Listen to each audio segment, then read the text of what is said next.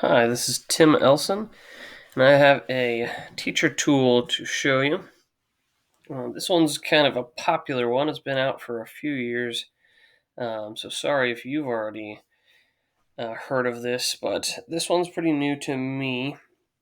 It's called Tuva or tuvalabs.com, and I know it's been out for a few years, but I've only barely scratched the surface of what it does, and I've never used it with students before, which is the whole point of Tuva. So um, I like this one. My district just recently got full access to Tuva Labs, which kind of inspired me to dive into this.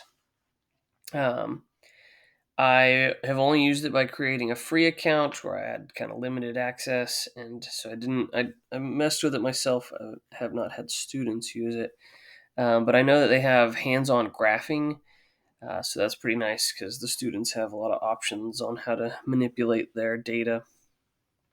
So my goal is to have students actually log into Tuva and start adjusting these graphs and kind of follow through a Tuva lesson plan to see how it goes. And the audience for Tuva is, I'm fairly sure it's kind of middle school, science based, like sixth grade to maybe ninth grade, science and math students. So real quick, I wanted to kind of show you. So, the last time I logged in, I tried to create my own data. Let's see, I think it's dataset library. So, I'll show you a quick example of what you can do with the Tuva datasets. So, this is my data. This actually comes from my worksheet model that students try to develop. Early in the year, and it's looking at a few different um, pieces of data. So, what we want to focus on is the height of some buildings and also the number of stories in that. And so, as you select these things, you can basically make your um, graph based off this. So, if I take the building height and I drag it over, I can make it the y axis or the x axis of my graph. And then I look at the number of stories that that building is tall. I drop that, and now students can see this pattern that we were focused on, this nice line of fit.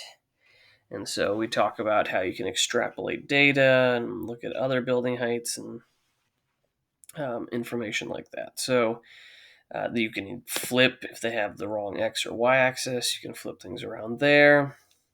Um, it's got tons of different options. You have line graphs, you have pie and bar graphs, and so many different options.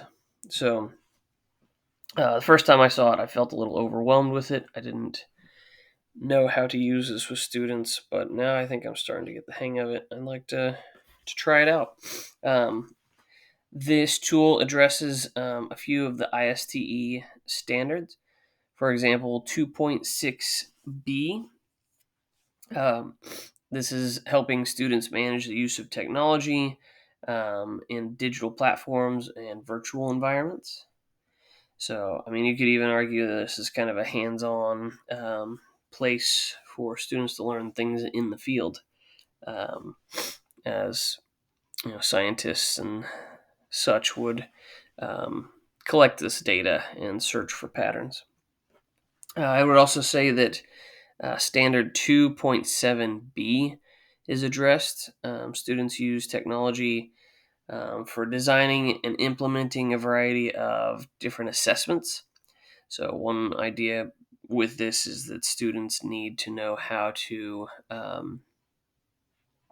interpret data, and that is a part of some of the science and math standards. So, I think Tuva is the best graphing manipulator I have seen so far. So check out tuvalabs.com if you've never been.